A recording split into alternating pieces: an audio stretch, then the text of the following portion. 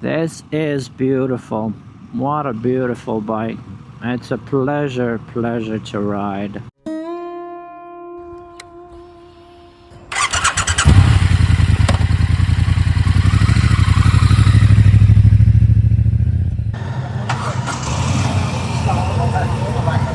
All right, the Italians versus the British.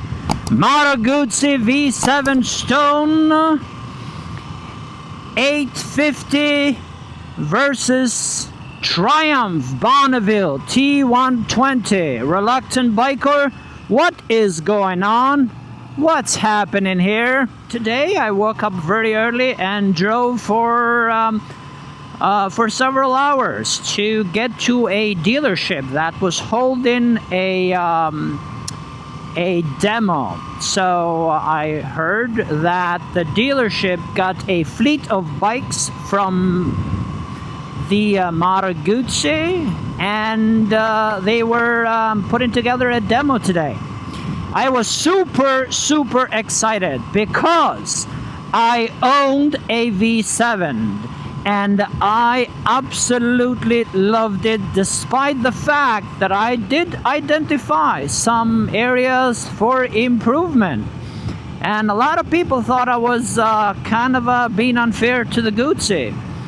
As a matter of fact, right before I decided to buy my current bike, which is a Triumph Bonneville T120, just purchased it not too long ago, I was caught between this bike, the special, and the T120. Ultimately, I went with the T120.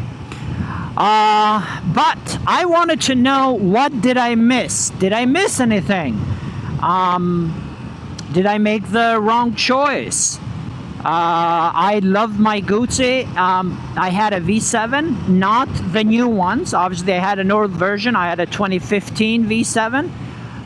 And I absolutely came to admire the bike because of one thing. One thing only. Well, other things too, but one main thing, and that was the bike was tame. It was reliable. It was a bike you could rely on in all conditions, under all circumstances, at least the ones that I faced. So it never let me down in any way, shape, or form. I put thousands of miles on that bike. Never once did it let me down. So I absolutely came to admire the bike. And for that sole reason, having ridden about 7 bikes in total so far, Moto Guzzi is the one I truly admire for the fact that it is a loyal bike, a trusting bike. So I did end up ultimately with the Triumph Bonneville T120. And how much did Guzzi improve their V7s? The new ones have a bigger engines. They're 850s, but really the engine is 835cc engine. They're very well known for their shape. It's the air-cooled, transversal 90-degree V-shaped V-twin. And that gives it a lot of character, especially upon turning the bike on. You immediately feel the rattle. So far, I love the seat. This is one area that I really harped upon in my previous Guzzi, the V7, the 2015. Their seats sucked, and I am never going to take that back. But the seat on this bike, on the new ones, absolutely very comfortable. Really great seats. Absolutely I'm surprised. I am surprised. Very surprised. Supremely comfortable. Very comfortable. What else? The response of the bike, so far so good. I mean, I just started riding it, but look at this. it feels like something you can handle.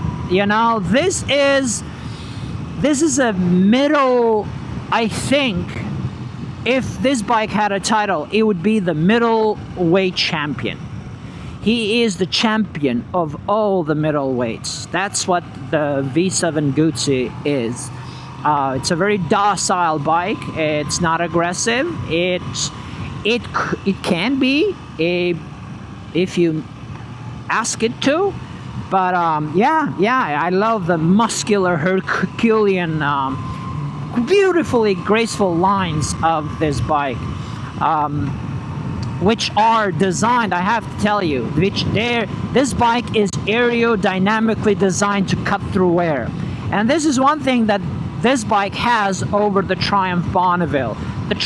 In Triumph, while riding it, the air hits you right across the chest in a kind of a vicious way. But right now, I'm feeling a lot of wind, but no, not with the same power as on the Triumph, honestly. It just feels, the bike feels extremely planted. And yeah, when it wants to go, it absolutely can go. It's not shy to do it. Look at this. This is a beautiful, beautiful day.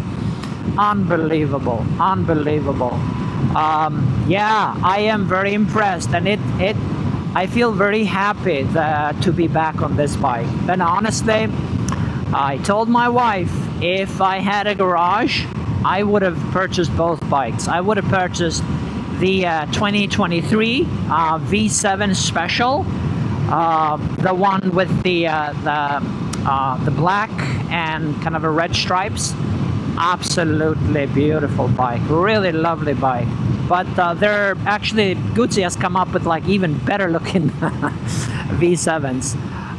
This is not my favorite V7, like looking V7, but that's a different thing. That's, you know, whatever. It's all subjective. It's all depends on your taste. Look at this bike. It's beautiful. It's a joy to ride. This is really this is a cruiser. It can cruise at low speeds, and also it can handle high speeds, and it's always planted. You will never feel like, hey, you've lost control of the bike in any way, shape, or form. This is beautiful. What a beautiful bike. It's a pleasure to ride.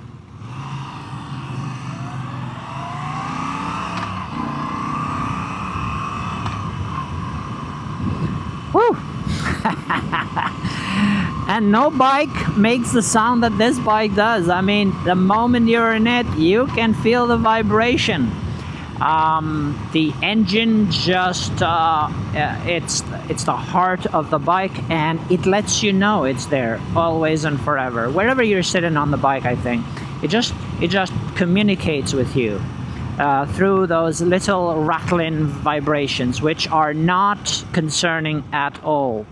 I'm not saying that to mean that, oh, it's something unpleasant. It's actually rather pleasant. So yeah, but of course, if you've seen my reviews of my Guzzi, you will always know I will always harp on that single analog gauge. Not my cup of tea. Not my cup of tea.